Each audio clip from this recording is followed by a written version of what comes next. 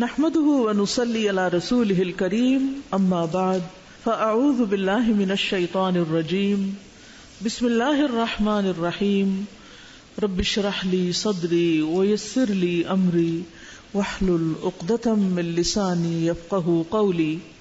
حدیث نمبر 53 سے مسلمان کون؟ عن عبداللہ بن عمرو عن النبی صلی اللہ علیہ وسلم قال المسلم من سلم المسلمون من لسانه ويده۔ عبداللہ ابن عمرو رضی اللہ عنہما نبی کریم صلی اللہ علیہ وسلم سے روایت کرتے ہیں، آپ صلی اللہ علیہ وسلم نے فرمایا، مسلمان وہ ہے جس کے ہاتھ اور اس کی زبان سے دوسرے مسلمان محفوظ رہیں۔ اس کا مطلب کیا ہے کہ مسلمان کون ہے؟ مسلمان وہ ہے جس کی زبان اور ہاتھ سے دوسرے مسلمان سلامت رہے، یعنی ان کو کسی کی زبان سے اور کسی کے ہاتھ سے کوئی تکلیف نہ پہنچے۔ اب ہم سب کو اس کرائیٹیریا پر اپنے آپ کو دیکھنا چاہیے کہ کیا ہمارے اندر یہ صفت موجود ہے، کیا ہمارے اندر یہ خوبی موجود ہے کہ ہماری زبان اور ہمارا ہاتھ کسی کو تکلیف نہیں دیتا۔ زبان سے تکلیف کیسے ہوتی ہے؟ جب کوئی کسی کو گالی دے، کسی پہ لعنت بھیجے، کسی کی غیبت کرے، کسی پر بہتان لگائے، چغلی کرے، کسی کے پاس جا کر شکایتیں لگائے، تو یہ وہ باتیں ہیں جن سے دوسروں کو اذیت پہنچتی ہے، تکلیف پہنچتی ہے۔ اسی طرح ہاتھ سے تکلیف دینے کا مطلب کیا ہوتا ہے کہ انسان ہاتھ سے کسی کو مارے، کوئی اذیت دے، کوئی تشدد کرے، ہاتھ سے مارے یا ہاتھ کے اندر کوئی چھری ہو، تلوار ہو، کوئی چیز اس کے ذریعے کسی کو تکلیف دے، یا کوئی چیز کسی پہ گرا کے، یا کسی کو دھکا دے کے، پش کر کے، یا کسی کے بارے میں کوئی غلط چیز لکھ کے، ٹائپ کر کے، میسج کر کے، یعنی دوسرے کے خلاف کوئی الزام نشر کرے۔ ہمارے جسم کے بہت سے اعضاء ہیں، جیسے آنکھیں ہیں، کان ہیں، ناک ہے، پاؤں ہیں، لیکن ہم دیکھتے ہیں کہ سب سے زیادہ تکلیف ان دو چیزوں سے ہی پہنچتی ہے۔ کس سے؟ ہاتھ سے اور زبان سے۔ تو اس لیے ان دو کا ذکر خاص طور پر کیا گیا ہے۔ اس کا یہ مطلب نہیں کہ کوئی کسی کو پاؤں مار کے، ٹھڈا مار کے تو وہ تکلیف پہنچا سکتا ہے، وہ بھی نہیں پہنچا سکتا، لیکن خاص طور پر ہاتھ اور زبان سے بچنا ضروری ہے کہ اس سے کسی کو تکلیف پہنچائے۔ پھر اسی طرح یہ ہے کہ یہاں پر قول کا لفظ استعمال نہیں کیا گیا، بلکہ لسان کا لفظ استعمال کیا گیا ہے، یعنی انسان کسی بھی ذریعے سے اپنی زبان کی کسی بھی استعمال سے دوسرے کو حرج اور تنگی میں نہ ڈالے، کیونکہ بعض اوقات انسان بول کے دوسرے کو تکلیف دیتا ہے اور بعض اوقات انسان چپ کر کے کسی کو تکلیف دیتا ہے، بعض اوقات کسی کی خاموشی سے بھی تکلیف ہوتی ہے۔ تو ہمارے دین نے ایسے لفظ استعمال کیے ہیں کہ جس میں ہر طرح کی تکلیف مائنس ہو گئی، ہر طرح کی تکلیف سے بچنے کی بات ہو گئی۔ ہماری زبان جو ہے یہ انتہائی بابرکت چیز ہے یا انتہائی منحوس چیز ہے۔ رسول اللہ صلی اللہ علیہ وسلم نے فرمایا، ہر آدمی کی انتہائی بابرکت اور انتہائی منحوس چیز اس کی زبان ہے، یعنی اگر زبان سے وہ اچھے کام لیتا ہے تو وہ زبان بڑی بابرکت بھی ہے، کیونکہ ایک بات انسان کرتا ہے اور اس کی بہت بڑی خیر دوسروں تک پہنچ جاتی، اور بعض اوقات ایک بات انسان کرتا ہے اور اس کا شر دوسروں تک پہنچ جاتا ہے، تو اس سے برکت بھی آئی اور دوسری طرف نحوست بھی ہو گئی۔ اسی طرح یہ ہے کہ زبان سے سلامتی دینا ایک بہت افضل عمل ہے۔ عبداللہ بن مسعود رضی اللہ عنہ روایت کرتے ہیں، وہ کہتے ہیں کہ میں نے رسول اللہ صلی اللہ علیہ وسلم سے کہا، اے اللہ کے رسول، اعمال میں سب سے افضل عمل کون سا ہے؟ آپ نے فرمایا، نماز کو اس کے وقت پر پڑھنا۔ میں نے کہا، پھر کون سا اے اللہ کے رسول صلی اللہ علیہ وسلم؟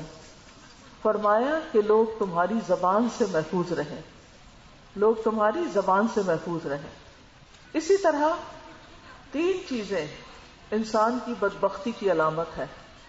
وہ عورت کہ تم اس کو دیکھو اور وہ تمہیں بری لگے اور جو تم پر زبان چلائے، یعنی نبی صلی اللہ علیہ وسلم فرمایا کہ جو بد زبان عورت ہے وہ انسان کی بدبختی کی علامت ہے کہ کسی کی شادی کسی ایسی عورت سے ہو جائے کہ جو اس کے ساتھ ایسا سلوک کرے۔ پھر یہ بھی یاد رکھیے کہ زبان سے کسی کو اذیت دینا جہنم کو واجب کرنے والا عمل ہے، یعنی اس کی سزا کوئی معمولی سزا نہیں ہے، بہت سخت سزا ہے۔ ابو ہریرہ رضی اللہ عنہ سے مروی ہے، وہ کہتے ہیں کہ ایک آدمی نے عرض کیا، یا رسول اللہ، فلاں عورت کثرت سے نماز، روزہ اور صدقہ کرنے میں مشہور ہے، یعنی اس کی عبادتیں بہت ہیں، لیکن وہ اپنی زبان سے اپنے پڑوسیوں کو ستاتی ہے۔ آپ نے فرمایا وہ جہنمی ہے۔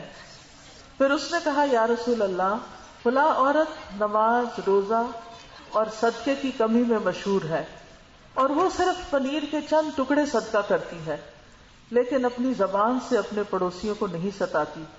آپ نے فرمایا وہ جنتی ہے۔ یعنی بے شک آپ کی عبادتیں کم بھی ہوں، اس سے کم عبادت سے مراد جیسے نفلی عبادت کا کم ہونا، لیکن فرضوں کا کمی نہیں، یعنی اگر عبادت کم بھی ہے تو اس صورت میں اگر انسان زبان سے کسی کو تکلیف نہیں دیتا تو اس کا درجہ بلند ہے۔ اسی طرح نبی صلی اللہ علیہ وسلم نے فرمایا، سب سے بڑا سود یہ ہے کہ انسان ناحق کسی مسلمان کی عزت سے کھیلے۔ پھر اسی طرح ہاتھ سے تکلیف دینا، تو ہاتھ سے تکلیف دینے میں انسان کسی کو مارتا ہے، جیسے کسی کو کوئی تھپڑ مار دے، یعنی بات کرنے کی بجائے ہاتھ چلا دے، کسی کو جلا دے، کسی کے اوپر کوئی تلوار چلا دے، کوئی چھری چلا دے، کوئی بندوق چلا دے، یا کسی بھی طرح ہاتھ اٹھا کے کسی کو اذیت دے۔ حضرت عائشہ رضی اللہ تعالی عنہا سے مروی ہے، وہ کہتی ہیں کہ رسول اللہ صلی اللہ علیہ وسلم نے کبھی کسی کو اپنی ذات کے لیے اپنے ہاتھ سے نہیں مارا، نہ عورت کو اور نہ ہی خادم کو۔ رسول اللہ صلی اللہ علیہ وسلم نے فرمایا، کیا تم جانتے ہو کہ مفلس کون ہے؟ صحابہ نے عرض کیا، ہم میں مفلس وہ آدمی ہے جس کے پاس درہم اور مال و اسباب نہ ہو۔ تو رسول اللہ صلی اللہ علیہ وسلم نے فرمایا، بے شک قیامت کے دن میری امت کا مفلس وہ آدمی ہوگا جو نماز، روزے، زکوٰۃ وغیرہ سب کچھ لے کر آئے، لیکن اس آدمی نے دنیا میں کسی کو گالی دی ہوگی، کسی پر تہمت لگائی ہوگی، کسی کا مال کھایا ہوگا، کسی کا خون بہایا ہوگا، کسی کو مارا ہوگا، تو اس کی نیکیوں میں سے اس کو دے دیا جائے گا۔ یعنی انسان کے جو اعمال ہوں گے برے، اس کے بدلے میں اس کی نیکیاں اس سے لے لی جائیں گی، اور اگر اس کی نیکیاں ان کے حقوق کی ادائیگی سے پہلے ہی ختم ہو گئی تو لوگوں کے گناہ اس آدمی پر ڈال دیے جائیں، پھر اس آدمی کو جہنم میں ڈال دیا جائے گا۔ تو اس لیے ہم سب کو اس بات کا بہت خیال رکھنا چاہیے، بہت احساس کرنا چاہیے کہ ہمارے ہاتھ سے اور ہماری زبان سے کسی کو کوئی تکلیف نہ پہنچے۔ حدیث نمبر 54، مومن کون؟ عن انس عن النبی صلی اللہ علیہ وسلم قال،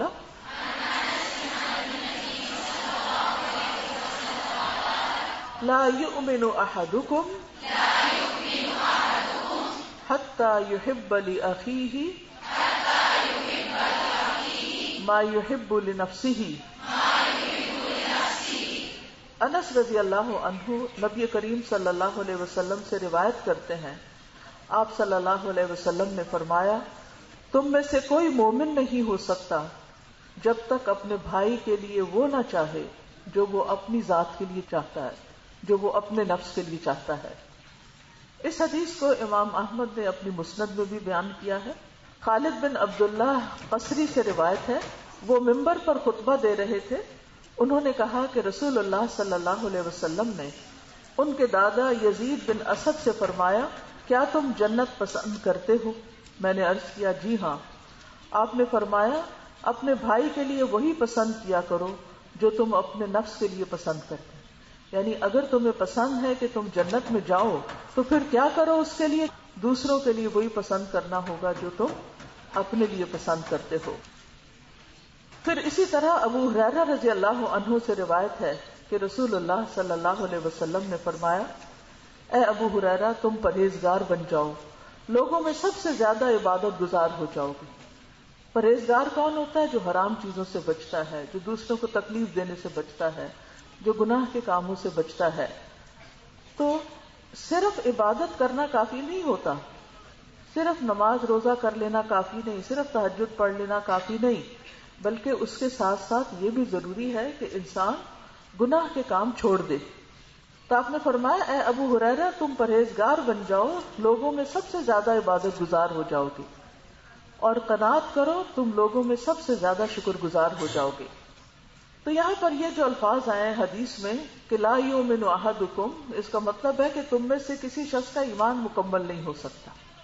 یعنی لا الہ الا اللہ پڑھ کے ایک شخص اسلام میں تو داخل ہو جاتا ہے، لیکن ایمان اسی وقت کامل ہوتا ہے جب اس کے عمل بدلتے ہیں۔ اگر عمل میں تبدیلی نہ آئے تو ایمان مکمل نہیں ہوتا۔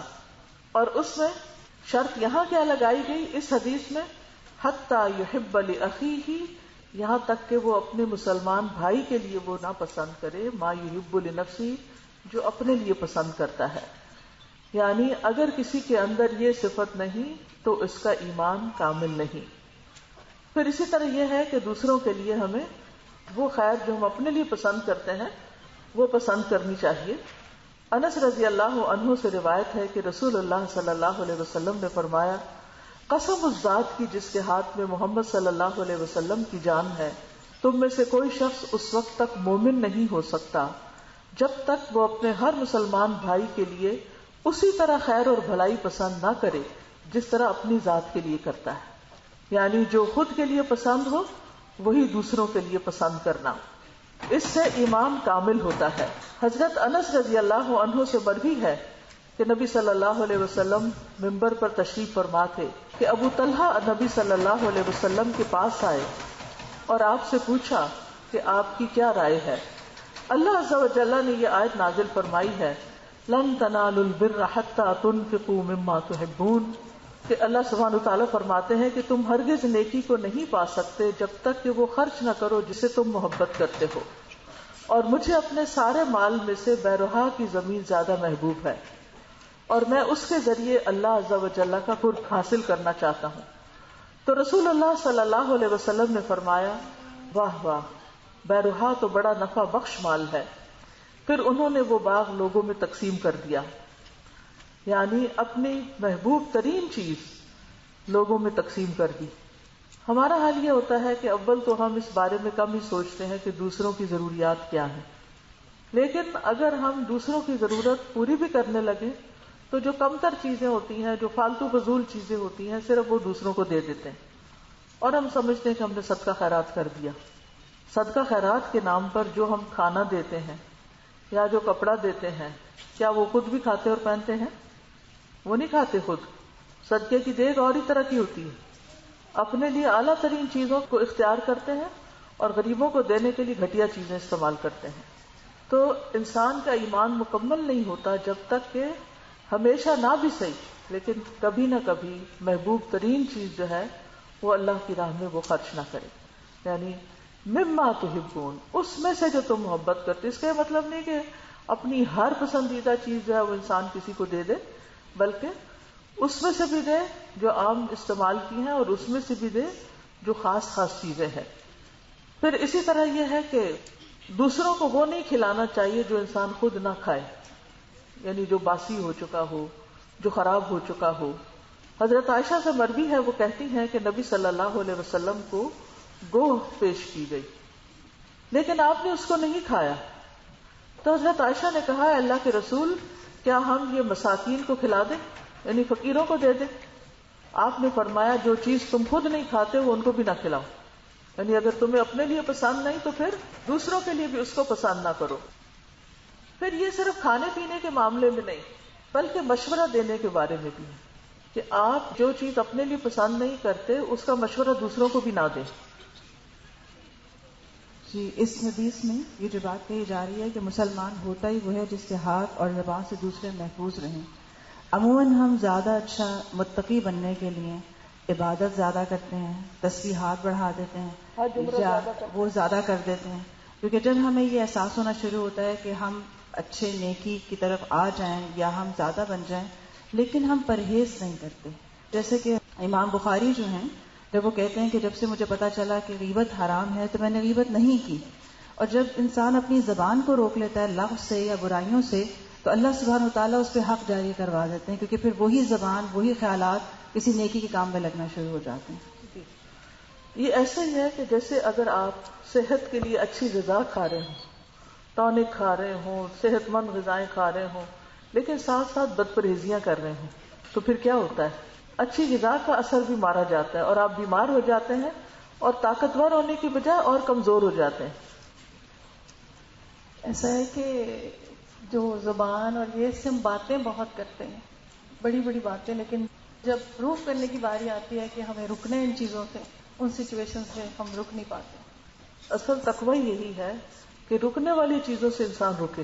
کرنے والی چیزیں جو ہوتی ہیں نا وہ تو انسان عام حالات میں نارمل حالات میں کرتا رہتا ہے، لیکن رکنے والی چیزیں جو ہوتی ہیں وہ ہوتی ہیں کہ جہاں انسان کا بعض اوقات کنٹرول نہیں ہوتا جذبات کی وجہ سے. تو اس لیے بہت ضروری ہے کہ ہم دونوں طرف دیکھیں. ایک طرف دیکھیں کہ ہمارے اوپر کرنے کے کون سے کام ہیں، کیا کیا ذمہ داری ہے، اور دوسری طرف نہ کرنے کے کون سے کام ہیں. تو ان دونوں کے ساتھ ہی بیلنس ہوگا، زندگی میں اعتدال جبھی آئے گا. ٹھیک ہے.